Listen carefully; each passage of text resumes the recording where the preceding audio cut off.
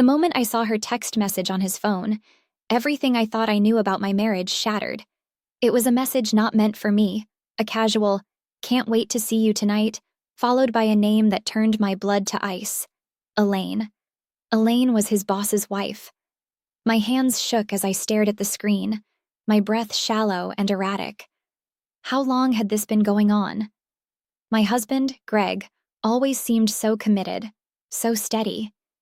Yet here it was, undeniable proof of his betrayal. And with her of all people. I didn't confront him immediately. No, I needed more.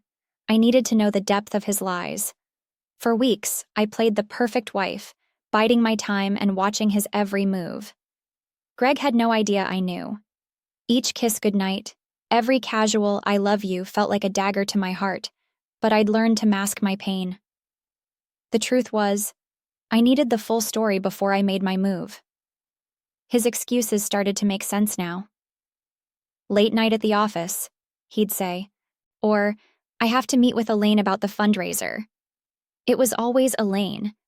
I had been so naive to think their interactions were strictly professional.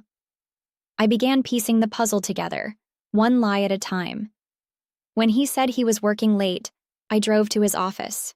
Sure enough, his car wasn't there. When he claimed he was meeting a client for lunch, I checked the restaurant he mentioned. No reservation under his name. The betrayal burned deeper with every discovery. Then came the night that changed everything. I followed him. He thought he was so clever, making up a last-minute dinner meeting. But I'd installed a tracker on his car. I'd become the woman I never thought I'd be, one who spied on her husband. Desperation makes you do things you'd never imagine. The tracker led me to an upscale hotel downtown. My stomach churned as I parked and watched him stroll into the lobby, a bouquet of roses in hand. The audacity. He still bought flowers, just not for me. I waited in the shadows, my heart pounding so hard it felt like it might burst from my chest. A few minutes later, she appeared. Elaine. Dressed to kill, her laughter ringing out as she took his arm. They looked happy. The kind of happy I hadn't seen on his face in years. I didn't confront him that night. Instead, I went home and poured myself a glass of wine, staring at the empty chair where he should have been. My mind raced with questions. How had we come to this? Was I not enough? Did he love her? And then, a darker thought crept in. Was she using him? Elaine wasn't just his boss's wife. She was also an ambitious woman married to a powerful man. Greg was a pawn in her game. I could feel it. The next day, I made a decision. If Greg wanted to play dirty, so could I. I reached out to someone I hadn't spoken to in years. Michael, Elaine's husband. Michael and I met at a local coffee shop, far from prying eyes. He was calm, almost too calm, as I laid out everything I'd discovered. Photos, timestamps, messages, I had it all. His face remained impassive, but his clenched jaw betrayed his fury. "Thank you for telling me," he said finally, his voice icy. "I'll handle this."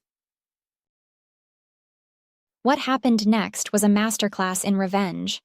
Michael didn't confront Elaine directly.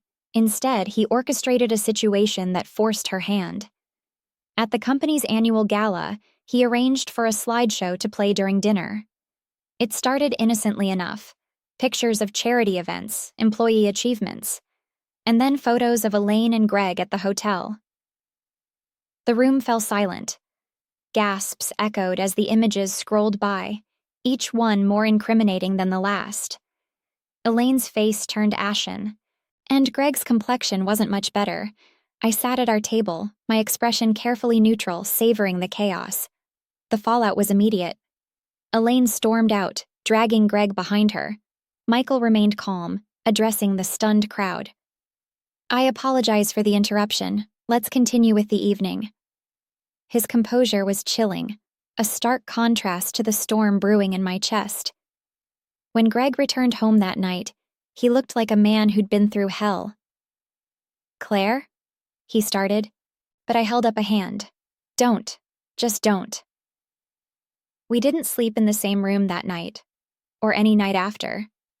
The trust was gone, the love reduced to ashes. But strangely, I didn't feel broken. I felt free. Michael and I kept in touch, not romantically, but as allies navigating the wreckage Elaine and Greg had left behind. He filed for divorce shortly after the gala, citing infidelity. I did the same. As the months passed, I rebuilt my life. It wasn't easy, but it was worth it. I found strength in myself I hadn't known existed. And while the scars of Greg's betrayal remained, they no longer defined me. Sometimes, the destruction of one life is the beginning of another. And for that, I'm grateful.